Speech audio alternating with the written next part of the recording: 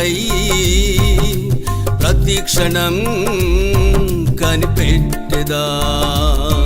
పరిపూర్ణమౌ నా జీవితం నిన్ను చూసిన ఆ క్షణమున. ఆరాధన స్తుతి ఆరాధన, ఆరాధన స్తుతి ఆరాధన. హల్లెలూయా ఆమేన్, హల్లెలూయా హల్లెలూయా ఆమేన్, హల్లెలూయా. యేసయ్యా నీ రాకకై ప్రతిక్షణం కనిపెట్టెదా. పరిపూర్ణమౌ నా జీవితం నిన్ను చూసిన ఆ క్షణమునా.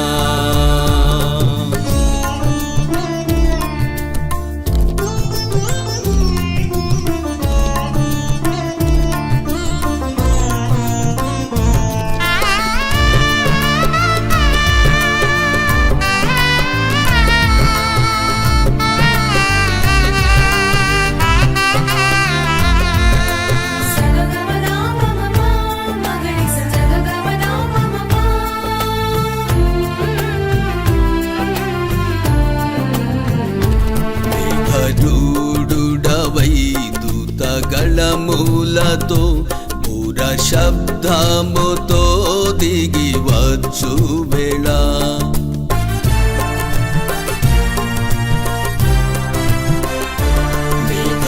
మేఘదూడుడవై దూత గళములతో పూర శబ్దముతో దిగి వచ్చు వేళ. మహిమ రూపమును నే పొందేదన్ పరవశించి ఆదినం ఉల్లాసింతుం. మహిమ రూపము నే పొందేదం పరవశించి ఆదినం ఉల్లాసింతుం. మాధ్యాకాశమునకు కొనిపోబడుదు, మాధ్యాకాశమునకు కొనిపోబడుదు. ఆరాధన స్తుతి ఆరాధన, ఆరాధన స్తుతి ఆరాధన.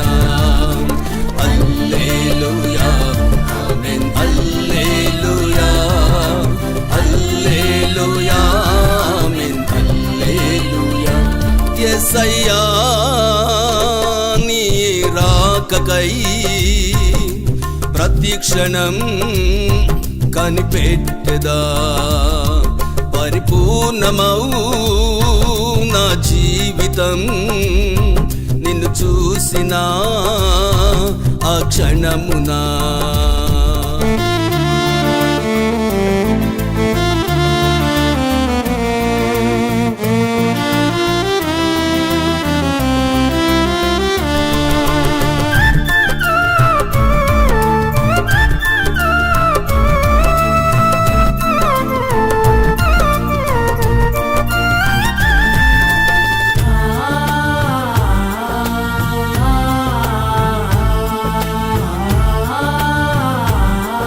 దేవునికి స్తోత్రాలు.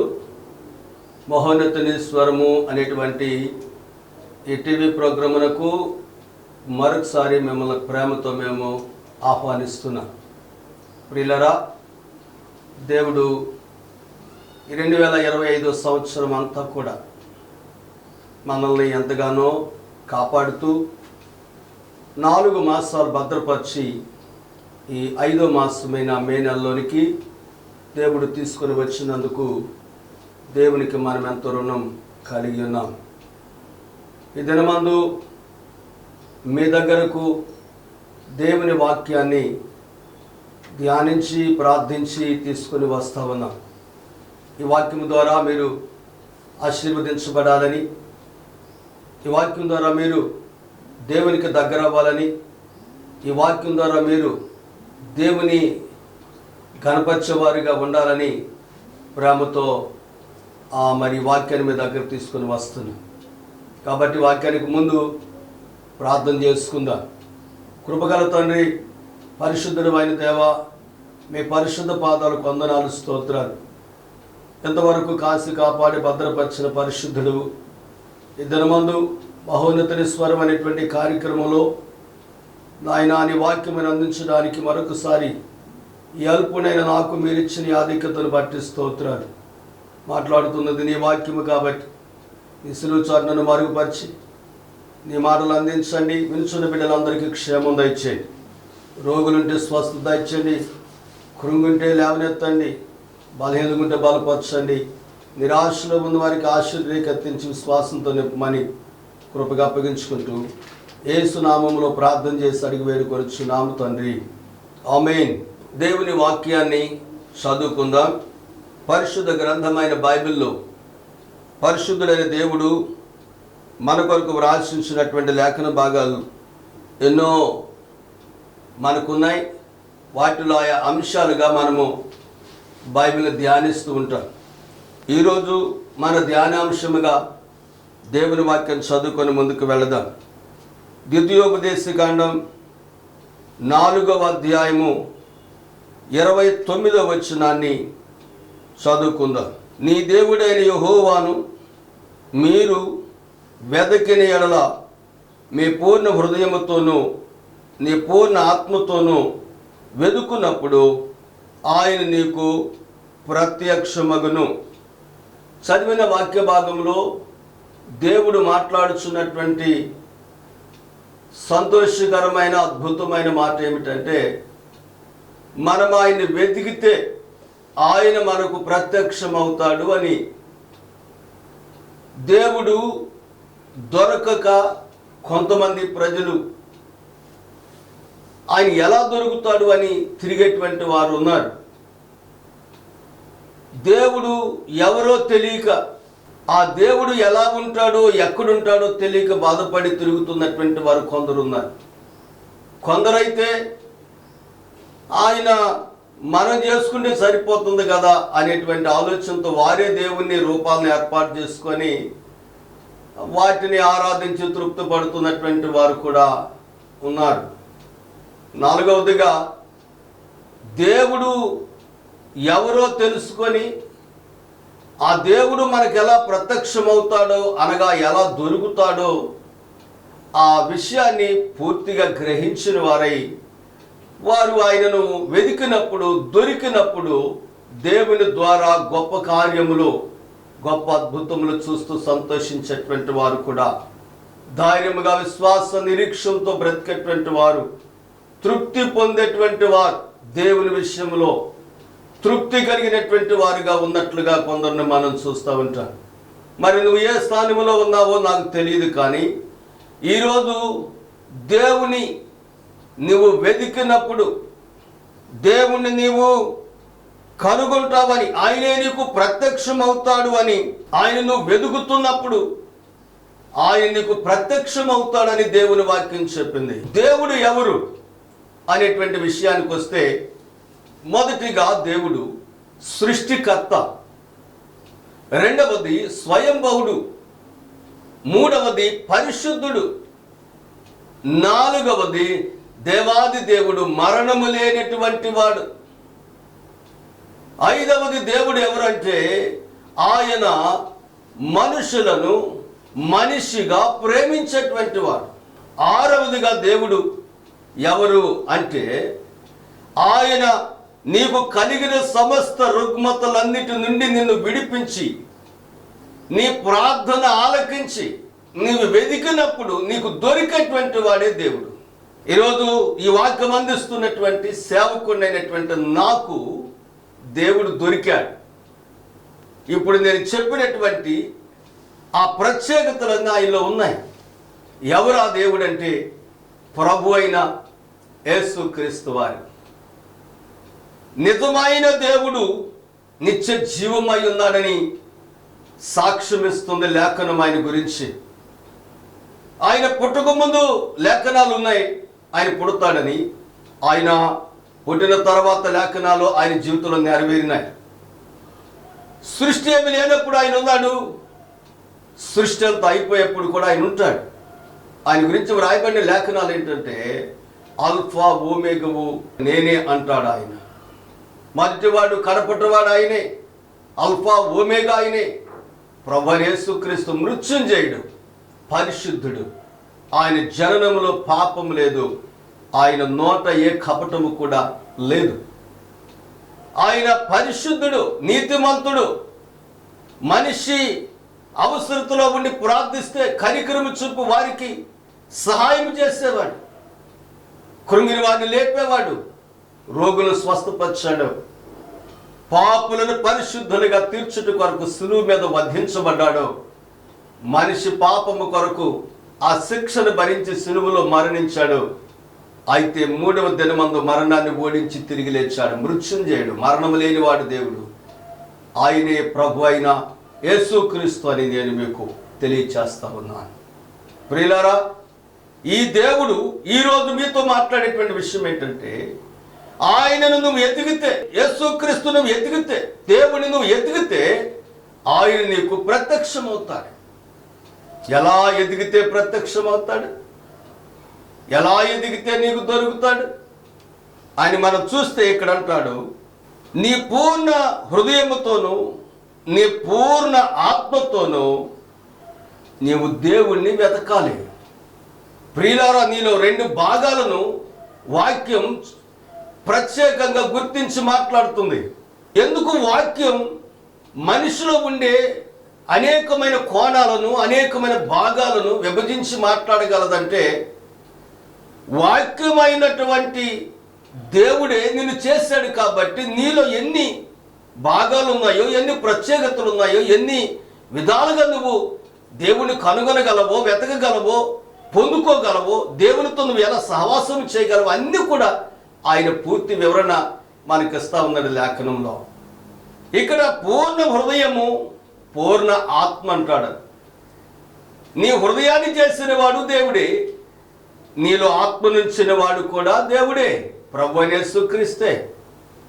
బైబిల్ చెప్పింది యోహాను సువార్తలో, కలిగి ఉన్నది ఏది ఆయన లేకుండా కలగలేదు. నీవు కలిగి ఉన్నావు, నువ్వు ఉనికిలో ఉన్నావంటే నిన్ను కలగజేసిన వాడు దేవుడే, నీ బిడ్డలను కలగజేసిన వాడు దేవుడే, ప్రతి ప్రాణిని కలగజేసిన వాడు దేవుడే, సృష్టి అంతా కలగజేసిన వాడు దేవుడే.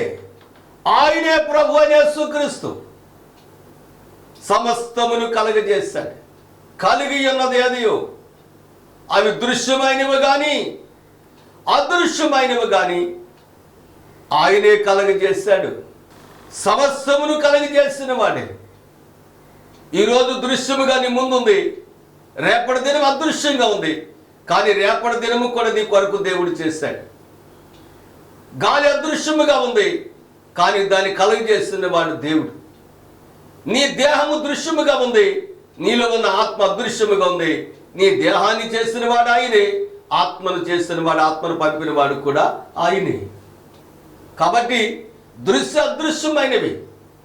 భూలోకం కనపడుతుంది కానీ పరలోకం కనపడదు. భూలోకం దృశ్యమైంది, పరలోకం అదృశ్యమైంది. నరకం అనేది సాతాను కొరకు దేవుడు సిద్ధపాటు చేస్తాడు, అది కూడా ఇప్పుడు మనకు అదృశ్యంగానే ఉంది. నీవు చేసినటువంటి పాపానికి పరిహారము నువ్వు పొందటానికి ఒకవేళ సిద్ధముగా ఉంటే అది నీకు ఇప్పుడు కనపడకపోవచ్చు, రేపటి దినం ముందు అది నీకు ప్రత్యక్షం అవ్వచ్చు. నీ హృదయాన్ని ఎందుకు తయారు చేశాడు ఆయన? నీ హృదయముతో ఆయన వెదకాలని దేవుడు నిన్ను తయారు చేశాడు. నీ హృదయాన్ని సిద్ధపాటు చేశాడు, తయారు చేశాడు. కానీ నీ హృదయముతో ఆయన వెతక్కోకుండా నీ హృదయములోనికి అనేక సంబంధమైన, అపవిత్ర సంబంధమైన, దోషపరమైన, పాపపరమైన, అంధకారపరమైనటువంటి అన్నిటిని తీసుకొని వచ్చి నీ హృదయంలో నువ్వు పెట్టుకున్నా. మార్క్స్ వార్త 7వ అధ్యాయం 21లో మనం చూస్తాం, హృదయములో నుండి 13 చెడ్డ లక్షణాలు, 13 దుర్గంధమైనటువంటి, దౌర్భాగ్యమైనటువంటి మానవ హృదయంలోనికి వెళ్ళిపోయి దేవుణ్ణి వెతకనీకోకుండా చేసేస్తున్నాయి, దేవుణ్ణి చూడనీకోకుండా చేసేస్తా ఉన్నాయి. చూడండి, అక్కడ అంటాడు మార్క్స్ వార్త 7వ అధ్యాయం 21వ వచనం, లోపల నుండి అనగా మనుషుల హృదయములో నుండి దురాలోచనలు, జారత్వము, దొంగతనము, నరహత్యలు, వ్యభిచారము, లోభము, చెడుతనము, కృత్రిమము, కామ వికారము, మత్సరము, దేవదూషణ, అహంభావమును, అవివేకము వచ్చును. ఈ చెడ్డవన్నీ లోపల నుండి బయలు వెళ్ళి మనుషుని అపవిత్రపరుచున్నవని చెప్పాడు యేసు ప్రభువారు. ఎవరికి తెలిసి సంగతి యేసు ప్రభు చెప్పకపోతే? యేసు ప్రభు దేవుడు కనుక నీ హృదయంలో ఏముందో చెప్తాడు, నీ మనసులో ఏముందో చెబుతాడు, నీ బ్రతుకులు ఏముందో చెబుతాడు, నీ మార్గం అందు ఏం పెట్టుకుని వెళ్తున్నావో చెప్తాడు. ఆయన చెప్తున్నాడు. మనుషుని హృదయాన్ని ఎందుకు సిద్ధపాటు చేస్తాడంటే దేవుణ్ణి కనుగొనటానికి, దేవుడిని వెతకటానికి హృదయాన్ని ఆయన సిద్ధం చేస్తే, మనుషుడు ఏం చేస్తాడంటే దేవుని వెతకటం మానేసి హృదయంలోనికి చెత్తంతా తెచ్చిపెట్టుకున్నాడు. 13 చెడ్డ గుణాలు ఇక్కడ ఉన్న, ఎంత అపవిత్రమైనవి, ఎంత చెడ్డవి.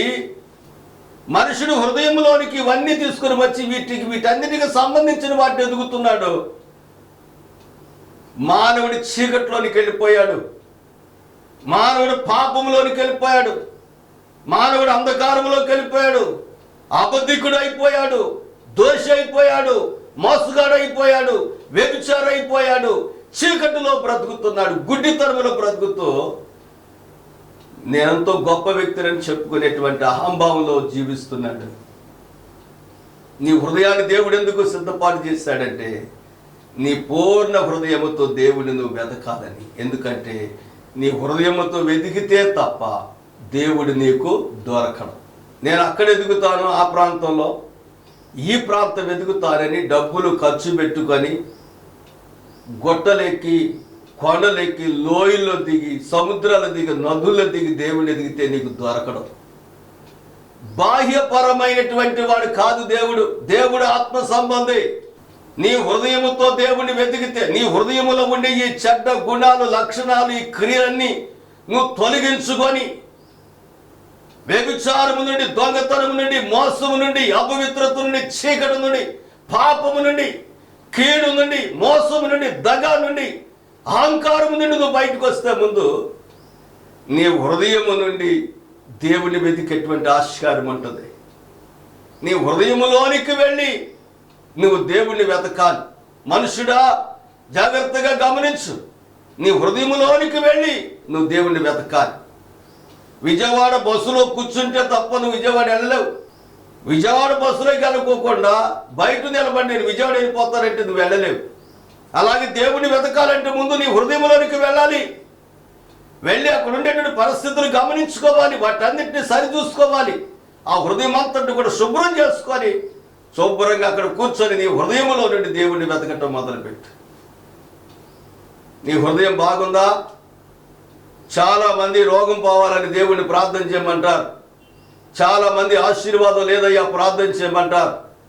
చాలామంది ఎన్నో సమస్యలు ఎదుర్కొంటున్నాం, మరి ప్రార్థన చేయండి దైవజనులారా, పరిశుద్ధులారా అని చెప్పని చెప్తా ఉంటారు. చాలామంది ఎన్నెన్నో పోరాటాలు ఉన్నామండి, వాటి పోనట్లు ప్రార్థన చేయండి అంటారు.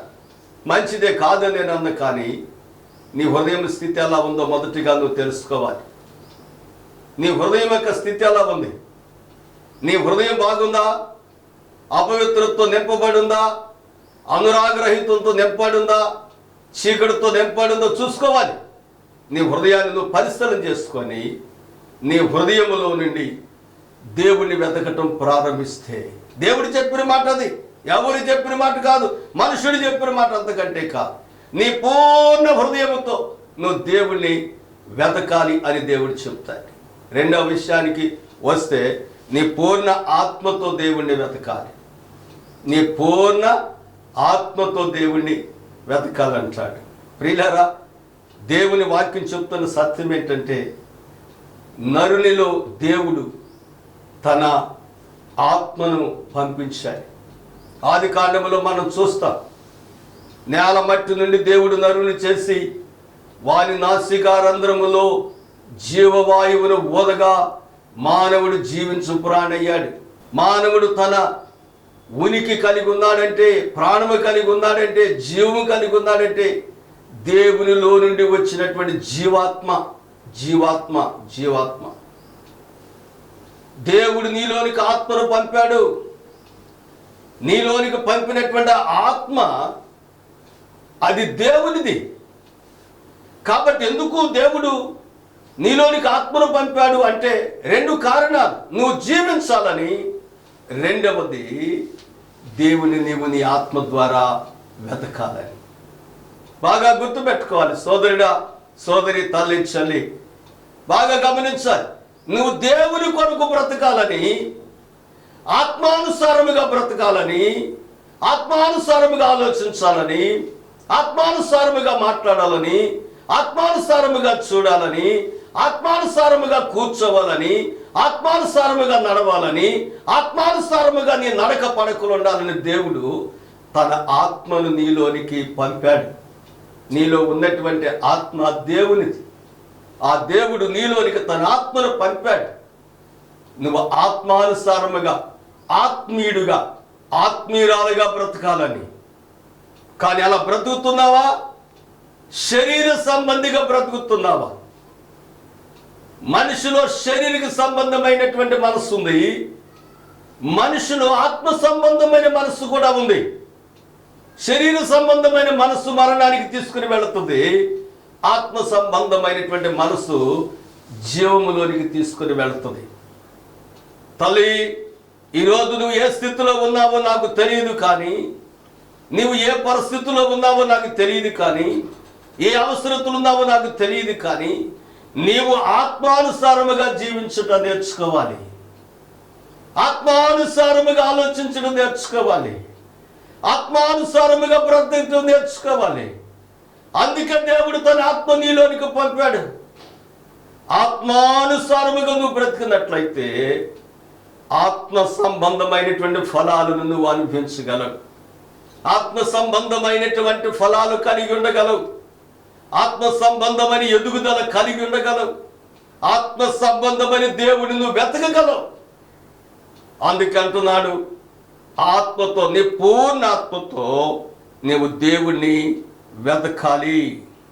దేవుని ప్రజలారా, ఎంత అద్భుతం, ఎంత అద్భుతం! నీ పూర్ణ హృదయముతోను, నీ పూర్ణ ఆత్మతో దేవుణ్ణి వెతకాలి.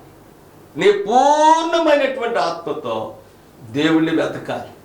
ఆత్మను చల్లార్చి, ఆత్మ విషయం పట్టించుకోకుండా, ఆత్మ సంబంధ విషయాలు పక్కన పెట్టి, ఆత్మ సంబంధ ఆరాధన పక్కన పెట్టి, ఆత్మ సంబంధం నడిపి పక్కన పెట్టి, ఆత్మ సంబంధ వాక్యం పక్కన పెట్టి, వీటన్నిటి పక్కకు నెట్టి వేసేసి శరీరానుసారముగా బ్రతుకుతూ, శరీర ఆశలన్నింటినీ తీర్చుకుంటూ, శరీర సంబంధమైన కోరికలను నెరవేర్చుకుంటూ, శరీర సంబంధమైన పోగు చేసుకుంటూ నువ్వు బ్రతికినట్లయితే, నువ్వు మూలన పడినప్పుడు, నువ్వు సమస్యను ఎదుర్కొన్నప్పుడు, నువ్వు ఇరుకుని ఎదుర్కొన్నప్పుడు, నువ్వు పిలిస్తే దేవుడు ఎలా వస్తాడు చెప్పండి? దేవుడు నాకు కావాలి అనేటువంటి వాడు, దేవుడు ఎక్కడున్నాడో అనేదిగటువంటి వాడు, దేవుడు ఎవరో అనుకునేటువంటి వాడు, ఇలాంటి వాళ్ళందరికీ దేవుడు చెప్తున్న సందేశం ఇదే. ముందు నీ హృదయముతో దేవుణ్ణి వెతకాలి, నీలో ఉన్న ఆత్మతో దేవుణ్ణి వెతకాలి. అప్పుడు దేవుడు నీకు ప్రత్యక్షమవుతాడు అని దేవుని వాక్యం మనకు బోధిస్తుంది. నా ప్రియమైన దేవుని పిల్లలారా, ఈ దినమందు దేవుడు నీకు ప్రత్యక్షమయ్యాడా? మనసు మీద ఉన్నావమ్మా? అయ్యా, మనసు మీద ఉన్నావా? దేవుడి గురించి ఎదుగుతున్నావా? ఇప్పుడు కానీ మించింది లేదు. నీ పూర్ణ హృదయంతో దేవుడిని ఎదుగుతాం నేర్చుకో. పూర్ణ ఆత్మతో దేవుడిని ఎదుకో. నీ పాపములు దేవుని దగ్గర ఒప్పుకో. నీ దోషములు ప్రభు దగ్గర ఒప్పుకో. నీ అతిక్రమములు దేవుని దగ్గర ఒప్పుకో. నీ కీడులన్నీ దేవుని దగ్గర ఒప్పుకో. నీ వ్యసనములని దేవుని దగ్గర ఒప్పుకో. నీవు దేవునికి వ్యతిరేకంగా జీవించే జీవితం అంతా దేవుని దగ్గర క్షమాపణ అడుగు. ఇప్పుడే దేవునికి ప్రత్యక్షమవుతాడు. ఈ రాత్రి దేవునికి ప్రత్యక్షమవుతాడు. ఈ క్షణమే దేవునికి ప్రత్యక్షమవుతాడు. నీ కుటుంబంలో దేవుడు ఉంటాడు. నీ జీవితంలో దేవుడు ఉంటాడు. నీ బ్రతుకులో దేవుడు ఉంటాడు. నీ సమస్యలను తీరుస్తాడు ఆయన. నీకు సంతోషాన్ని కలగజేస్తాడు. నీకు స్వస్థత కలగజేస్తాడు. నీకు ధైర్యమును కలగజేస్తాడు. నీకు ఆయన ఈవులు దయచేస్తాడు. అన్నిటికంటే ముఖ్యముగా రక్షణ లేని నీకు రక్షణ దేవుడిస్తాడు. దేవుని పిల్లల పరలోక రాజ్య వైభవాన్ని నీకు దేవుడు సిద్ధపరుస్తాడు. ఆయన నిన్ను ప్రేమిస్తున్నాడు. నిన్నెంతగా ప్రేమిస్తున్నాడంటే తన ప్రాణం అర్పించినంతగా నిన్ను ప్రేమిస్తున్నాడు. నువ్వు నిజంగా దేవుణ్ణి ప్రేమిస్తున్నావా? దేవుని వైపు తిరుగుతున్నావా? ఇప్పుడే దేవుడు యేసయ్య సర్వశక్తిమంతుడు, పరిశుద్ధుడు, నిత్య నివాసి అయిన దేవుడు, ఆరాధనకు పాత్రుడు, స్తుతులకు యోగ్యుడైన దేవుడు నీకు కావాలి అంటే ఇప్పుడే నీ పూర్ణ హృదయముతో, నీ హృదయంలో ఎవరికి దేనికి స్థానం లేకుండా కేవలం దేవునికి మాత్రమే స్థానాన్ని ఇచ్చి ఆయన వెతుకు. రెండవది, నీ పూర్ణ ఆత్మతో, ఆత్మ సంబంధమైన ఆలోచనతో దేవుని వెతుకు. ఆయన నీకు ప్రత్యక్షమవుతాడు, నీ సమస్యలు తీరుస్తాడు. May God bless you. దేవుడు మిమ్మల్ని దీవించును గాక. ఆమేన్. దైవాశీస్సులు. May God bless you. Praise the Lord. మంచిదండి. ఈ సమయంలో ఈ ఎపిసోడ్కి, ఈ టీవీ కార్యక్రమానికి స్పాన్సర్ చేసినటువంటి మా ప్రియ సంఘ బిడ్డలు చిన్న, అలాగే దేవి, వారికి ఇచ్చినటువంటి బిడ్డలు కీర్తి, అలాగే యాకోబు, ఈ కుటుంబం ఈ కార్యక్రమానికి స్పాన్సర్ చేస్తున్నారు. కాబట్టి వారిని దేవుడు దీవించాలని, ఆశీర్వదించాలని, ఈ విధంగా వాళ్ళు ఈ పరిచర్యలో కొనసాగాలని వారి కొరకు ప్రార్థన చేద్దాం. ప్రియమైన తండ్రి, పరిశుద్ధుడా, నీకు వందనాలు, స్తోత్రాలు నాయన. ప్రభువా, చిన్న, దేవి, అలాగే కీర్తి, యాకోబు కొరకు ప్రార్థన చేస్తున్నాను. వారిని దీవించండి, ఆశీర్వదించండి, ఘనపరచండి. ఈ పరిచర్యలో వారు నమ్మకంగా కొనసాగుటకు సహాయం ఇచ్చండి. చిన్న లారీ తోలుతూ బయట ఎక్కడ ఉంటాడు, ప్రయాణంలో తోడైండు. కీర్తి జాబులో సహాయం చేయండి నాయన. అలాగే దేవికి మంచి ఆరోగ్యము దాయించండి. యాకోబు కూడా బయట పనిలో ఉంటాడు, ఆ బిడ్డ ప్రయాణంలో కూడా తోడండి. చదువులో ఆ బిడ్డకు సహాయం చేయండి. వారికి కావలసిన దీవెన ఆశీర్వాదములు మెండుగా దయచేయమని ప్రార్థన చేస్తూ నీ కృపగా అప్పగించుకుంటూ యేసు నామములో ప్రార్థించి అడిగి వేడుకొనుచున్నాము తండ్రి. ఆమేన్. Praise the Lord. Christ Gospel Faith Ministry ఆధ్వర్యంలో సిలువ సన్నిధి స్వస్థశాల ప్రతి శుక్రవారం ఉదయం 11 గంటల నుండి 3 గంటల వరకు. స్థలం CGFM చర్చి దగ్గర, పక్షుల తోట, Kuchipudi. Praise the Lord. Christ Gospel Faith Ministries ఆధ్వర్యంలో కుటుంబ ఆశీర్వాద కూడిక ప్రతి నెల 5వ తేదీ. సమయం రాత్రి 7 గంటల నుంచి 10 గంటల వరకు. స్థలం కూచిపూడి, CGFM చర్చి దగ్గర, పక్షుల తోట. Reverend doctor M. హానక్ గారు బైబిల్ నేర్పే భక్తి కొత్త పుస్తకం సిద్ధంగా ఉంది. కావలసిన వారు సంప్రదించండి. మా చిరునామా 1-127 కూచిపూడి, మోవ మండలం, కృష్ణా జిల్లా 521136.